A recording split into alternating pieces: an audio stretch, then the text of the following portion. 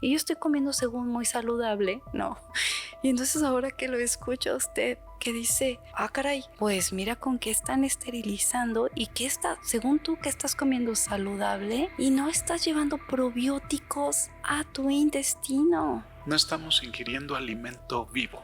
¿Y qué es el alimento vivo? ¿Cómo debe ser el alimento vivo que debemos ingerir? ¿Cómo debemos seleccionar nuestros alimentos para saber que realmente son saludables y no nos van a causar daño? Sería buscar alimento orgánico y libre de pesticidas.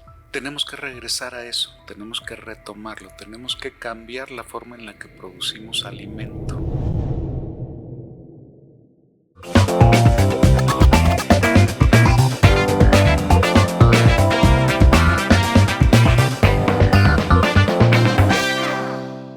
¿Qué tal, amigos de Salud a Cucharadas? Los saluda su amiga y médica de cabecera, Xochitl Meneses. Estamos en su canal Salud a Cucharadas llevando a expertos y profesionales especialistas hasta sus hogares para que tengan una excelente salud. Bueno, el día de hoy tenemos una entrevista muy interesante que tiene que ver con nuestra salud intestinal. Es muy típico que la mayoría de nosotros padecemos colitis, el famoso colon irritable, y ni se diga la gastritis y el Helicobacter pylori, el reflujo, en fin. Pues para todo esto tenemos aquí el experto en la materia, el doctor Eugenio Miranda, gastroenterólogo. Y antes que nada, por favor, suscríbanse a nuestro canal, denle like, compartan y lleven salud a sus hogares.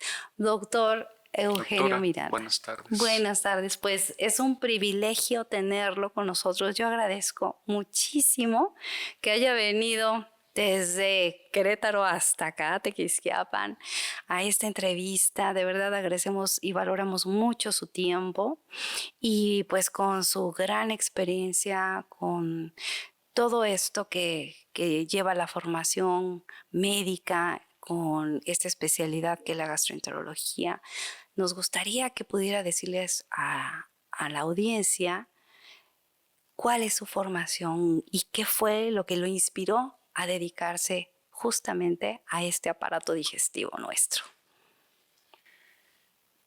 Pues buenas tardes, soy Eugenio Hilario Miranda García. Me formé como médico general en la Escuela de Medicina de la Universidad Autónoma de Querétaro, la generación 82-89. Después hice en Centro Médico Nacional La Raza, la especialidad en cirugía general, y posteriormente endoscopía digestiva en el Hospital Adolfo López Mateos. De ahí vino lo que fue la maestría en bioética, la maestría en administración de instituciones de salud.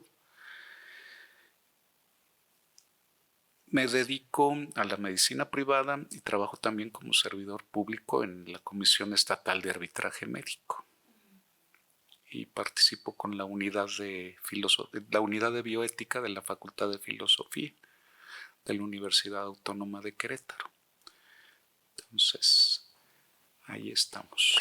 Y además, pues dedicado también a esta parte de los cuidados paliativos, ¿no? Y porque pues ya cuántos libros han escrito y de qué se tratan, doctor. Dos. Uno es la ética del cuidado paliativo, que conjunta toda la normativa que salió a partir del 2009 en el país y contempla Ley General de Salud, reglamento de la Ley General de Salud, normas oficiales mexicanas y guías de cuidados paliativos. Así, es un excelente libro, una gran referencia, porque pues tiene todo lo fundamentado en nuestra ley, ¿no? Mexicana. Sí. Descubrimos también, y de eso salió el segundo libro, que es La ética de las directrices anticipadas y la representación médica. A partir de la Ley General de Salud y su reglamento, independientemente del estado de salud del paciente, sin que tenga que encontrarse en estadio terminal, puede ser cualquier estado o condición de salud previo a la terminalidad, a generar lo que son las directrices a través de las cuales quiere ser manejado en caso de que la persona pudiera quedar incapacitada. ¿Qué permite nuestro segundo libro? Bueno, que uno pueda escoger a su representante médico con tiempo, definir lo que son las pautas generales de manejo, no al detalle como sería un formato de plan de cuidados paliativos, que sería el tema del primer libro de la ética del cuidado paliativo, y que va sentando el precedente y la oportunidad de que cualquier persona no tenga que ir con el notario y no tenga que gastarse lo que cobra el notario. Pero si así fuera el deseo de la persona de registrar junto con su testamento esas directrices anticipadas, la ventaja es que es bajo consejo médico, cosa que no maneja el notario. Claro, y esa información es muy importante para todos. Así es de que vamos a dejar aquí abajo en la descripción la bibliografía de estos dos libros, la manera en que pues también pueden tener acceso al PDF en internet. Y volviendo al tema, doctor, porque creo que tiene usted un conocimiento y una formación muy integradora de lo que es la salud. Pero hablando concretamente de la salud intestinal, y con todo esto que ahorita nos agobia, porque parece que esta parte, desde lo que ingerimos y desde el trayecto, es muy común que padezcamos de padecimientos intestinales. Y uno de ellos, el colon irritable, doctor. ¿Qué es el colon irritable? ¿Qué es la famosa colitis y qué la causa? ¿Por qué sufrimos tanto de esto? El síndrome de intestino irritable tiene una historia antigua. Ajá. En Europa, quizá a finales del siglo XIX, principios del XX, comenzó la industrialización en distintos grados conforme al desarrollo de cada país europeo. Y hasta ese momento, previo a la industrialización, no se habían observado lesiones diverticulares. ¿Por qué me estoy refiriendo a las lesiones diverticulares? Porque es el efecto del síndrome de intestino irritable. De hecho, hay un momento en el que se traslapan intestino irritable y enfermedad diverticular. Entonces, son el síndrome de intestino irritable los síntomas que van a terminar desencadenando la manifestación de un síndrome, de una enfermedad diverticular. La enfermedad diverticular, digo, para la audiencia, ¿cómo podría usted definirla? En los sitios donde penetran los vasos sanguíneos al intestino hay es un pequeño defecto en la pared del intestino. Y es una zona muy delgada. Tiene lo que es la serosa, el orificio penetra la muscular y de ahí penetra el vaso y se distribuye en la mucosa del intestino. Cuando existen espasmos hay un aumento de presión en la luz intestinal, crea el efecto de lo que sería el globo que manejan los magos para hacer figuritas. Y ese aumento de presión crea lo que es una zona que se encuentra entre espasmos,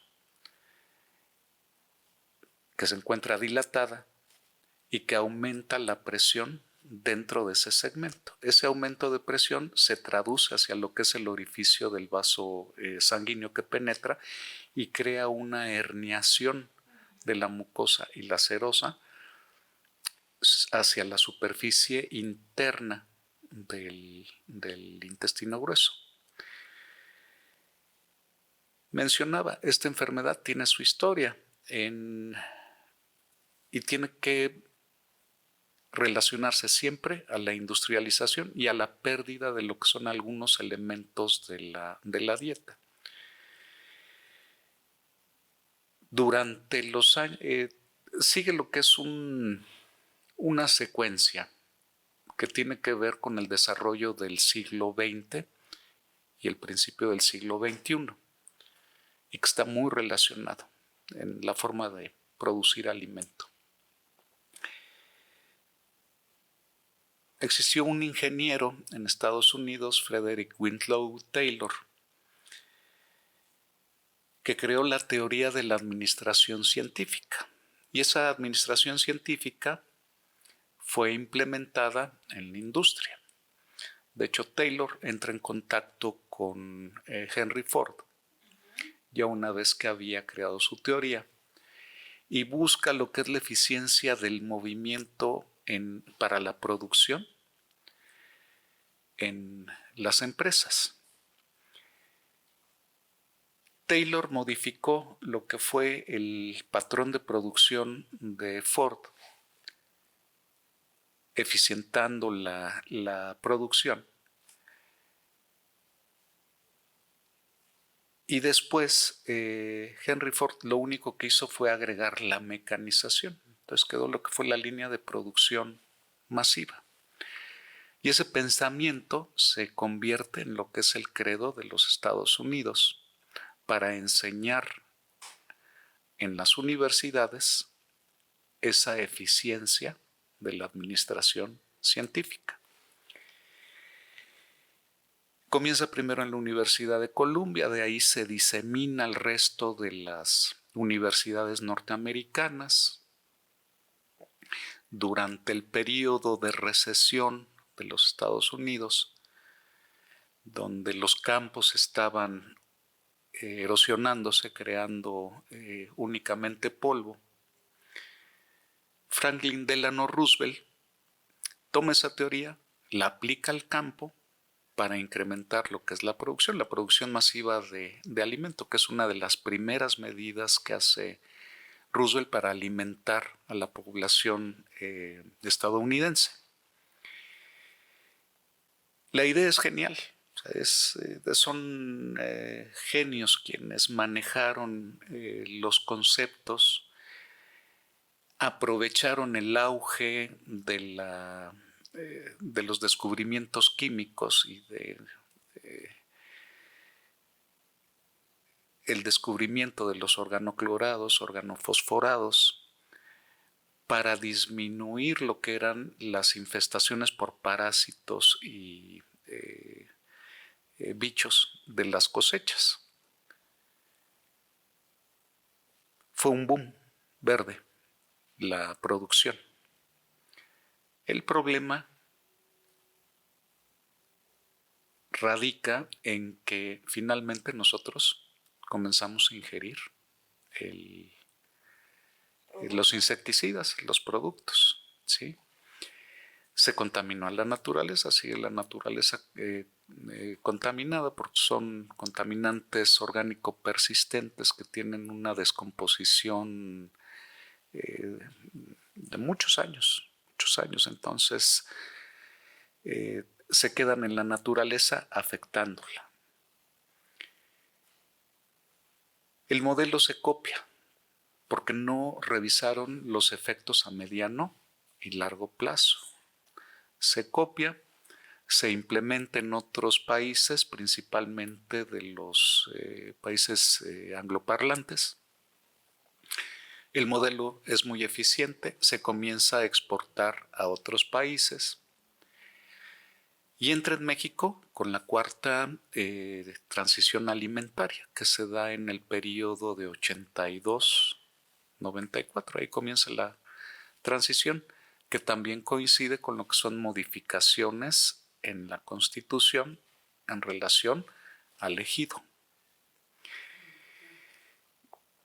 Esos cambios constitucionales y la entrada de la cuarta transición alimentaria matan el campo mexicano. Se implementa el mecanismo de producción masiva de alimento. Se comienzan a importar pesticidas, herbicidas, que desafortunadamente tenían efectos nocivos para la salud, situación que persiste hasta nuestros tiempos. Comienza la esterilización de los suelos para poder permitir la producción masiva de alimento y se comienza a afectar a todos los organismos benéficos para nuestra salud. En condiciones normales, nuestro intestino debería tener una copia de lo que es el bioma del planeta, el bioma de los campos. ¿Qué es el Todo bioma? Lo que son los lactobacilos, las levaduras, las bacterias benéficas para nuestro intestino. Y que se encuentran en la naturaleza, naturaleza. en condiciones normales. Sí, naturales. Naturales, no en suelos devastados por la producción masiva. Ajá. Esa situación también hace que los pocos probióticos, porque son probióticos. El bioma son probióticos. El microbioma, sí, el bioma, lo que entra en nuestro intestino finalmente, ese microbioma, son probióticos, favorecen lo que es el intercambio dentro de nuestro intestino, producen moléculas que primero pueden llegar a estimular nuestro sistema inmunológico, hacerlo funcionar de manera adecuada, tener lo que es una vigilancia inmunológica, ¿sí? Entonces, a partir de ahí, esa alteración comienza a tener consecuencias. Perdón que lo interrumpa, doctor. Aquí sí quiero hacer como un énfasis en que no solamente la salud nutricional que llevamos por la boca tiene que ver con los nutrientes que tienen las plantas, los vegetales, ¿no? Todo lo que nos da la tierra, sino que también tiene que ver con esos microorganismos, esos bichitos, ¿no? O sea, no es solamente que si tiene hierro, que si tiene zinc, que si tiene magnesio, que si tiene fósforo, sino que también contiene microorganismos, ese bioma, y que también es parte de nuestra salud y que los estamos matando con los insecticidas. Y el estado de salud de nuestro intestino es un reflejo de la salud de los ecosistemas. Si están afectados, estamos nosotros afectados. Qué interesante ver esta parte sistémica. La interacción. La interacción. O sea, no podemos despegarnos de la naturaleza, Exacto. Somos parte de ella. Claro. No somos dueños de la naturaleza, formamos parte de ella. Y somos interactuamos dependientes de la naturaleza. Y somos dependientes de la naturaleza. Totalmente. Entonces, ese reflejo que hay de los microorganismos benéficos en el medio ambiente forman también parte de los microbios benéficos que se encuentran en nuestro intestino. Pero todo queda alterado en la forma en la que se produce alimento. El alimento se esteriliza y por lo tanto se le quitan esos microorganismos benéficos para el intestino. Puede ser a través del procesamiento, altas temperaturas, enlatado y envasado. Incluso puede ser la esterilización de vegetales, ya sea sin vegetales por radiación o por utilización de óxido de etileno, que se utiliza para esterilizar instrumental quirúrgico. E incluso el óxido de etileno daña el ácido desoxirribonucleico de nuestras células y así lo Y con eso ingerimos. esterilizan los vegetales. Óxido de etileno. Todo esto para que tengan mayor tiempo de vida los alimentos en los aparadores, puedan ser distribuidos. Sí, como ese clásico jitomate que compras y que de repente no se echa a perder y dices, yo compré unos tomatitos cherry Era increíble, doctor. Había pasado un mes, no los habíamos sacado del refrigerador y estaban intactos. Y ay, dije, ay, caray, esto ya me espantó. Pues los tiré a la basura porque es increíble. O es la manzana que se queda, o sea, la manzana esterilizada o importada, que se queda en la mesa y se convierte en un orejón, una manzana seca. Sí, sí, Sí. sí, tiene razón. O sea, no es de la manzana que donde tenía los golpecitos comienza a pudrirse. Ajá. Y de ahí comienza a fermentar. Exacto, De es hecho, lo se natural. percibe, sí, o Por sea, las la bacterias fermentación y que... los lactobacilos y las levaduras que hay normalmente. Ajá. ¿Qué es lo que sucede? La comida industrializada también viene con mayor contenido calórico porque viene enriquecida. No sigue lo que es un patrón estacional al cual la mayoría de las poblaciones humanas se habituaron a las estaciones y a la provisión de alimentos conforme la naturaleza los brindaba. Y al menos en el caso de los mexicanos, y esto a través de observaciones que hicieron primero con las tribus Pima en los Estados Unidos, que cuando adoptaban una alimentación occidental, comenzaban con problemas de obesidad o sobrepeso, con problemas cardiovasculares, comenzaban con problemas de litiasis vesicular, porque habían salido de sus patrones alimentarios estacionales.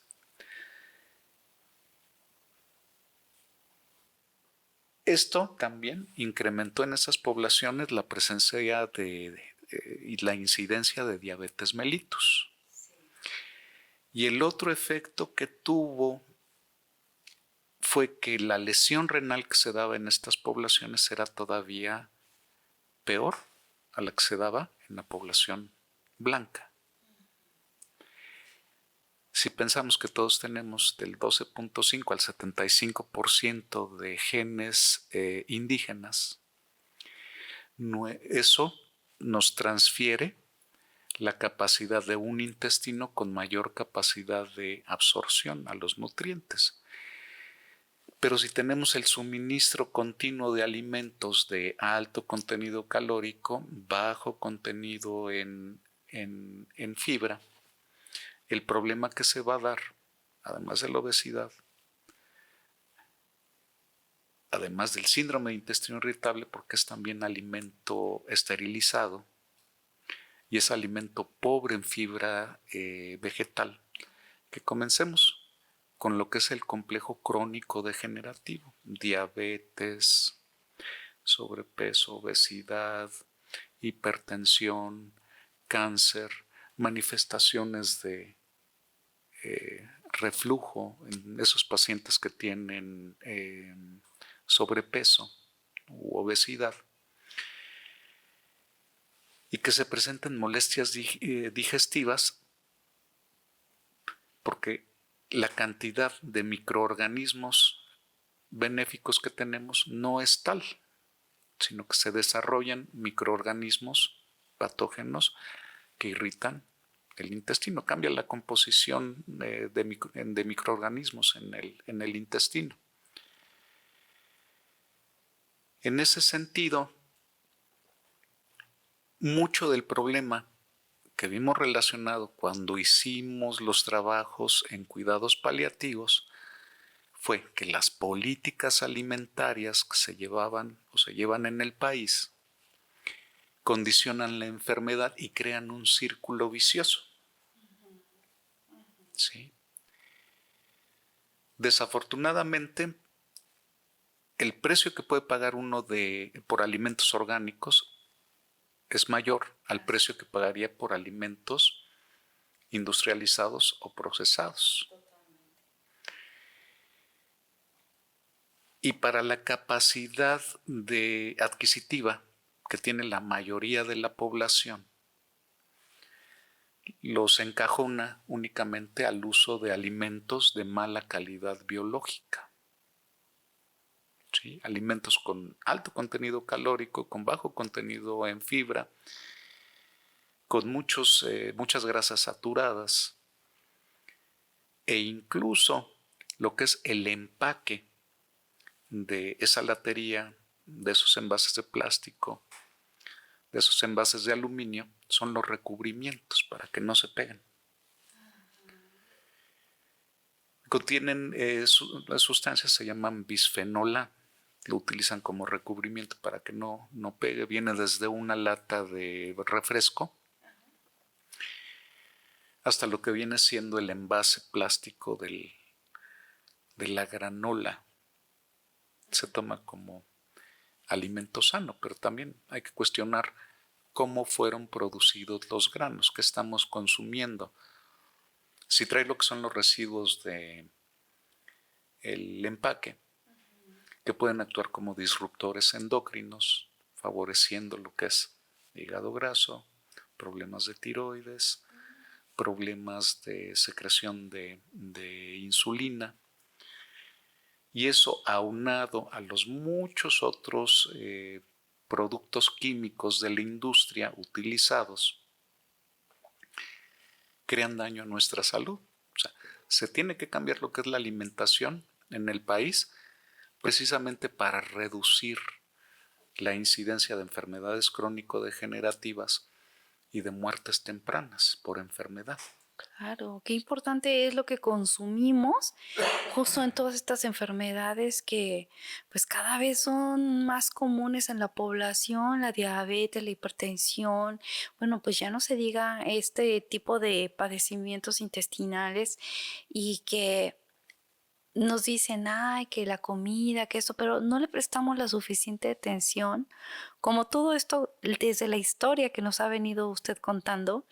Y yo recuerdo, o sea, esto de la historia y de este pánico por los microorganismos que te pueden enfermar y se hizo como un terror y que todo lo tenías que consumir súper esterilizado. Digo, y esto fue mucho antes de la pandemia, ¿no? Era así como todo tiene que estar totalmente esterilizado porque parece que los hongos y las bacterias nos van a matar.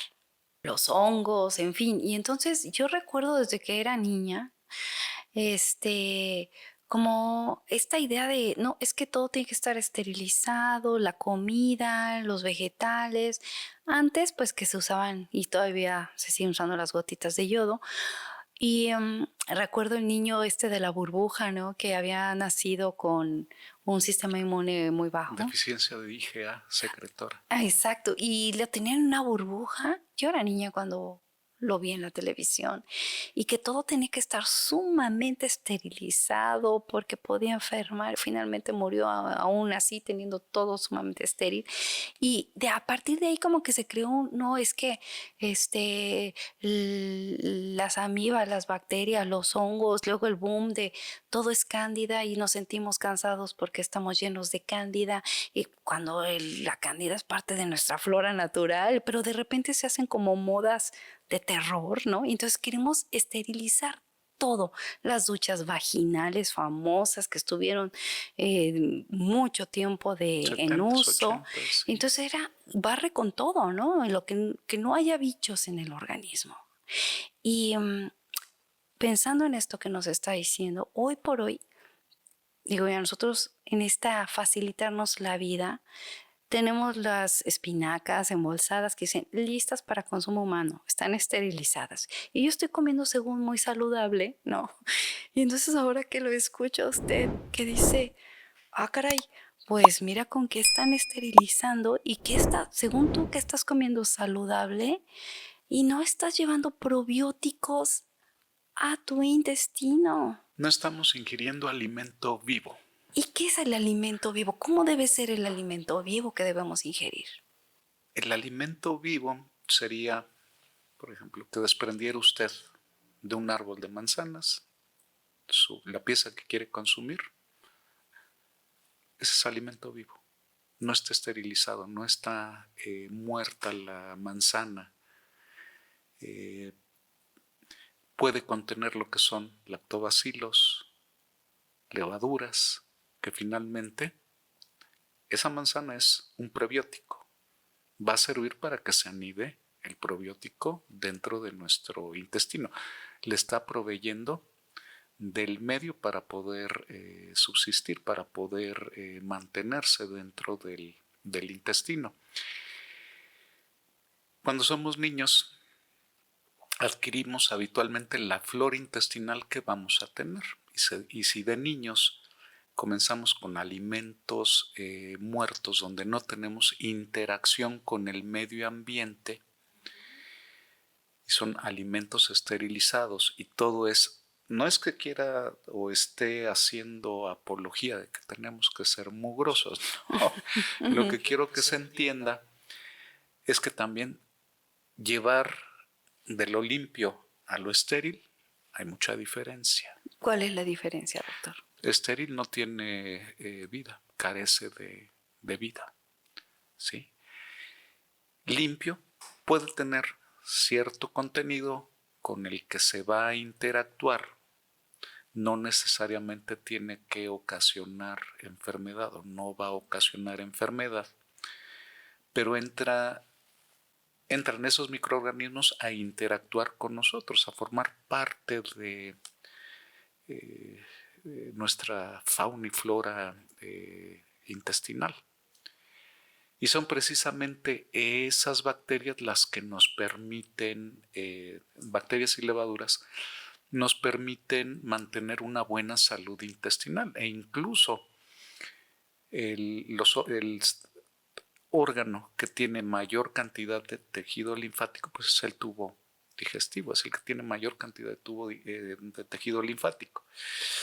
También es el segundo en mayor contenido de neuronas, entonces hay interacción y se ha visto que se producen biomoléculas que interactúan en nuestra economía favoreciendo funciones. Entonces, están encontrando que cuando se presta la dieta a un contenido bajo o nulo de probióticos y que además se le aunan tóxicos, que pueden ser metales pesados que vienen como parte de los residuos de la producción, o insecticidas o agroquímicos, tienen efecto y cobran su cuota en nuestro sistema nervioso central. Entonces, tenemos que regresar otra vez al alimento natural.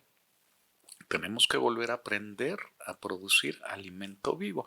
¿Y qué puede ser el alimento vivo? Bueno, son fuentes de probióticos que pueden ir desde la kombucha, desde el kefir, desde el yogurt, ¿sí? A partir de ahí, se pueden obtener probióticos benéficos a nuestro intestino como fuentes suplementarias exógenas necesarias para nosotros. Ok, claro, ahí digamos sería como procurar nosotros. Ingerirlos, estos probióticos. Pero doctor, cuando estaba yo escuchando acerca de este intestino que tiene una gran cantidad de tejido linfoide, que es el tejido que produce mucho células inmunológicas, linfocitos, y bueno, esto es parte de nuestro gran sistema de defensa. Y ahí es donde está. ¿De qué tamaño es el intestino, doctor? Uy, todo. Tiene de 7 a 12 metros, dependiendo de la persona. Imagínense, en 7 o 12 metros, todo el tejido plegadito de linfoide, de estas células de defensa que necesitamos. Y aparte, dice usted, hay también redes neuronales allí. Y nos decía la nutrióloga Judith Topete, la doctora Judith Topete, en una entrevista que tuvimos aquí mismo para que la puedan ver, sobre que dice, es que el intestino es nuestro segundo cerebro. Ahí se producen neurotransmisores también. Pero ¿cómo lo estamos alimentando? ¿Cómo lo estamos cuidando? Porque de allí también hay afecciones mentales. Si el alimento que se ingiere es estéril en el momento en el que entre un alimento que tenga cierta carga bacteriana, puede desencadenar un cuadro que puede ser enfermedad de Crohn o colitis ulcerosa, que es muy frecuente en ciertas poblaciones judías por el tipo de limpieza que llevan, ¿sí? Por las costumbres que tienen. Tienen ellos una incidencia más alta precisamente por este tipo de prácticas. O sea, las prácticas son como todo muy esterilizado o como... Todo muy limpio, todo... así el comentario. No quiero que suene que estoy haciendo apología de la mugre. Pero si no tiene las bacterias adecuadas, los probióticos adecuados, y se está ingiriendo un alimento que no crea este tipo de interacción, el tejido que se encuentra en el intestino va a reaccionar sobremanera cuando entra en contacto con un contenido distinto para el cual no se adecuó. Entonces la respuesta inmune es muy severa. Claro, se va o ataca aquello que es extraño al Sí. cuerpo, finalmente. Y que no se habituó a convivir con. Que no se habituó a convivir con. Las bacterias y levaduras. ¿Sí?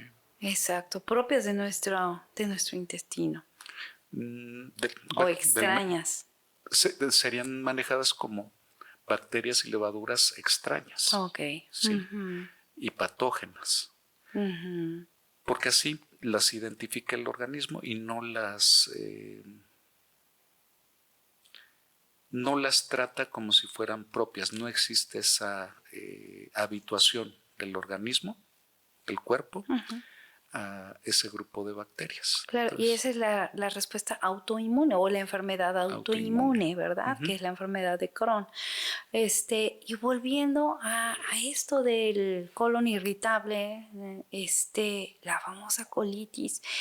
Entonces, una de las causas, y no solamente de ello, ya nos está hablando de enfermedades autoinmunes como la enfermedad de Crohn, pero pues también la enfermedad diverticular de la cual nos acaba de hablar. O sea, todos estos padecimientos por no tener una flora saludable. Exactamente. Esa sería una de las causas de todos estos padecimientos. Porque a veces dicen, no, es que comes mucho irritante, comes mucho chile. Bueno, cuando digo los mexicanos, creo que es parte ya de nuestra genética el consumo de chile, ¿no? Ya lo llevamos genéticamente, creo yo. Y pero ¿por qué ahora todos estos alimentos y se los achacamos a esos alimentos que es parte de nuestro... Si no hay lesión en tubo digestivo, ajá, no tiene por qué ocasionar molestia el picante. Porque no existe solución de continuidad en lo que es la mucosa. Entonces, si se producen lesiones directamente, lo que es la capsaína va a estimular las zonas que están lesionadas y van a ocasionar malestar. Ok. O sea, más que nada exacerba. Es una manifestación de que hay una lesión. Ok. Pues es como echarle alcohol a una cortada. Claro, entonces sí, no es de que esto me lo cause, sino que ya hay una lesión allí. Y nos está hablando de que hay una lesión. Ok. Entonces, bueno, ese es un buen tip, una señal que debemos nosotros decir, no es el chile me está diciendo que hay algo mal en mi intestino. Sí, de que pueda haber alguna erosión, alguna ulceración. Okay. Ajá. Doctor, y bueno, aparte de la flora, que ya vimos que es sumamente importante y de seleccionar bien estos alimentos, ahora estamos como en un boom y yo hablaba con la doctora Judith Topete acerca de que, híjole, no, es que no consumas carne de pollo porque los pollos les meten muchas hormonas y eso no lo comemos nosotros o ya no comas carne roja o de res, de puerco porque les ponen clenbuterol o les ponen otro tipo de medicamento para hacerlos robustos y blanda la carne, ya no comas. Entonces, en esto de todo hace daño, y dices, y bueno, y entonces ahora qué comemos, y dices, bueno, pues vegetales y frutas, y ahora resulta que, caray, pues también, ¿cómo debemos seleccionar nuestros alimentos para saber que realmente son saludables y no nos van a causar daño? Sería buscar alimento orgánico, ¿sí? Y libre de pesticidas. Tenemos que regresar a eso, tenemos que retomarlo, tenemos que cambiar la forma en la que producimos alimento. Desafortunadamente, la producción masiva de alimento, y usted está haciendo referencia a las aves de corral y al ganado para la producción, donde se pretende estimular con hormonas la engorda, o en el ganado la producción lechera, o la utilización de sustancias para que tengan mayor cantidad de músculo, como el clenbuterol, pero que se utilizan en la producción masiva para acelerar la producción, son organismos que de entrada ya no tienen la calidad por la modificación que se le está haciendo, no tiene ese desarrollo que daría la naturaleza, sino que artificialmente se está cambiando. Y desafortunadamente queda lo que es un residuo de las hormonas que se utilizaron para la producción lechera, para el crecimiento del pollo, y que junto con otros contaminantes favorecen la aparición en las mujeres cáncer de mama, en los hombres cáncer de próstata. ¿Cómo cuáles, doctor? ¿Cómo cuáles? Sí, sí, sí. O sea, ¿qué tipo de sustancias en los Hormona de alimentos crecimiento. podrían generar Sí, este tipo de cánceres? sí, la utilización de hormonales finalmente va a quedar en el organismo que vamos a consumir. Si se utilizó para que creciera más rápido, entonces también nos va a afectar porque lo seguimos consumiendo. El otro problema es que como es continuo, no tenemos lo que es el tiempo para poder depurar, para poder eliminar esas sustancias. Entonces vamos sufriendo acumulación de esas sustancias y finalmente van teniendo a veces cierto grado de transformación en lo que es tejido adiposo, y también se quedan en tejido adiposo y se siguen desprendiendo, ocasionando el efecto continuo por el estímulo. Claro, y entre más tejido adiposo, pues todavía más. Y si el problema es que la alimentación ocasiona obesidad, entonces las personas obesas, que muchas veces, que la mayor parte de las veces es por la alimentación a la que tienen acceso, crea un círculo vicioso como a manera de intoxicación. Hay un especialista en farmacia en la Universidad de Valencia, Pedro Arrebola Moreno, que comenzó precisamente a hacer los estudios de contaminantes orgánico persistentes, contaminantes orgánico emergentes, metales, lo que es también la acumulación en la naturaleza de los desechos de sustancias y medicamentos que nosotros utilizamos.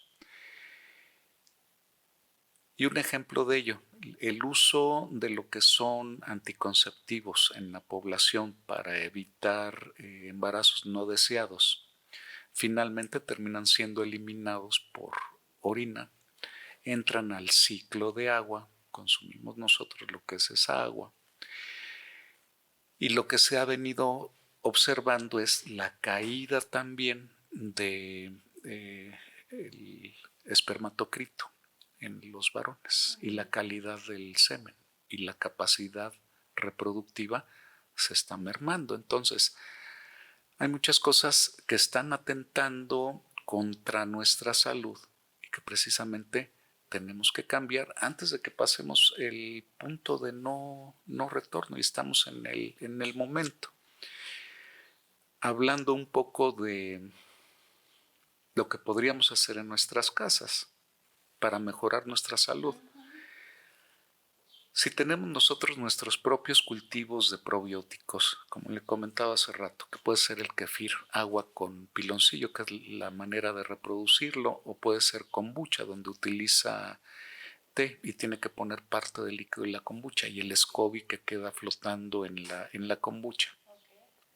Y de ahí tiene té, se puede hacer con té verde y té negro. La de té verde tiene mayor cantidad de antioxidantes, disminuye lo que es el riesgo de cáncer. O puede ser también el clásico yogurt que se toma en la mañana, pero tienen que ser organismos vivos.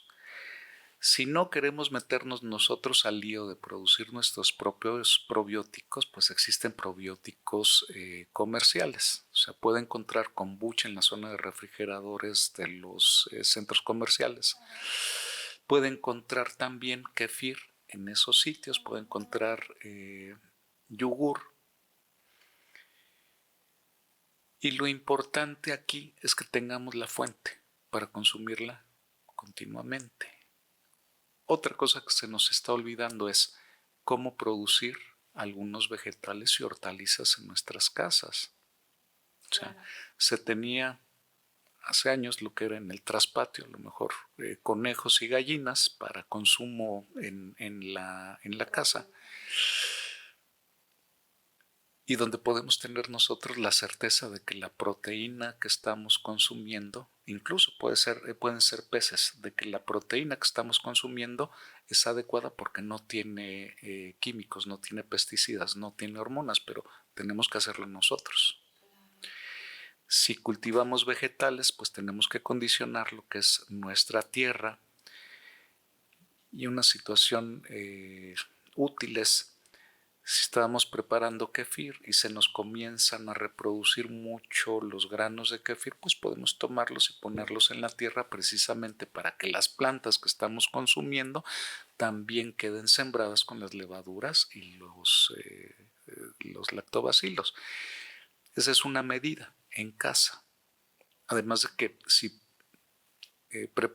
cultivamos nuestras propias lechugas, nuestras coles, la hortaliza que usted guste, tenemos una fuente limpia, pero ya no lo hacemos. Claro. Sí, no, pues es que lleva tiempo, hay que aprender, ¿no? Pero eso sería lo ideal.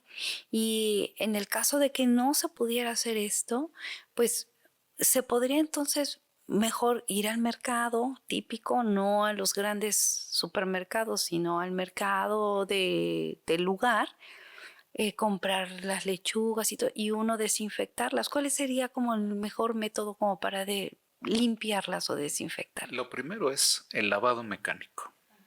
Tiene que quitar con un cepillito todo lo que son la tierra y las partes muertas de los vegetales, para que el desinfectante que le ponga, que puede ser nitrato de plata, las gotitas de nitrato de plata. ¿Las de No, yodo sirven? yodo también. Puede utilizar incluso a veces pequeñas cantidades de cloro, gotitas, para que el desinfectante no se pegue a la mugre. ¿Sí? Si lleva tierra, si hay partes muertas del vegetal, van a quelar el desinfectante y el efecto en el resto del vegetal que pretendemos desinfectar no va a ser adecuado. ¿Sí? Pero es por fuera. Cuando existe esa interacción de probióticos, las plantas quedan colonizadas, y de hecho, para que una planta pueda crecer de manera adecuada y formar raíces, existen algunos hongos que se llaman micorrizas, que conectan plantas introduciéndose durante el crecimiento hacia lo que son las hojas, mejorando lo que es la circulación de nutrientes y de minerales hacia la planta, le dan mayor calidad a la planta. Y es la parte que se destruye cuando se hace el cultivo industrial. Entonces, podemos mejorar nosotros con hongos, las micorrizas, los alimentos. Y quizá no hemos hablado de lo que son el cultivo de hongos en casa. Que eso también es muy importante. Sí, porque tienen biomoléculas los hongos. Y de hecho pueden aportar sustancias que hacen falta para el metabolismo o para echar a andar algún mecanismo enzimático que está detenido por falta de esa molécula con los hongos. O sea, podemos cultivar lo que es Pleurotus, le llaman oreja de Judas, ¿sí? Son hongos que crecen en los árboles. ¿Las setas? Las setas, precisamente. E incluso se puede cultivar en casa champiñón, portobelo, setas, ¿sí? Con lo que son desperdicios, lo que es el bagazo del café, se puede utilizar para sembrar hongos. Y tienen un rendimiento del 90%. O sea, el 90%, de 10 kilos que ponga, va a producir usted 9 kilos de hongos. O sea, tienen ese rendimiento y además nos aportan. Claro, y eso es súper importante. Tener esta información, darnos a la tarea de buscar como estos tutoriales, ¿no? Para que podamos hacerlo en casa. Y ya para ir cerrando, doctor, porque creo que esto amerita otra, digamos, el segundo tomo, darle continuidad a esta práctica tan interesante, porque normalmente buscamos que mis padecimientos intestinales se quiten con medicamento y no le prestamos atención a la dieta, a lo que nos llevamos a la boca. Y bueno, pues creo que tanto la gastritis, la úlcera, el famoso Helicobacter, o sea, todo esto es como, pues altas dosis de antibiótico que dices, Dios, pero es contradictorio, estoy queriendo matar al Helicobacter, pero al mismo tiempo me estoy barriendo toda la flora.